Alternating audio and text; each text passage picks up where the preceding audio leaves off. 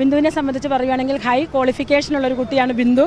പക്ഷേ ബിന്ദു ഒരു ജോലിക്ക് വേണ്ടി മുട്ടാത്ത വാതിലുകളില്ല. ബിന്ദുവിന് ജോലി കിട്ടിയിട്ടില്ല ഇതുവരെ. ബിന്ദു ഞങ്ങളുടെ തലയോലപ്പറമ്പിലെ തന്നെ ഒരു തുണിക്കടയിൽ നിന്ന് സെയിൽസ് ഗേളായി ജോലി നോക്കുകയാണ്.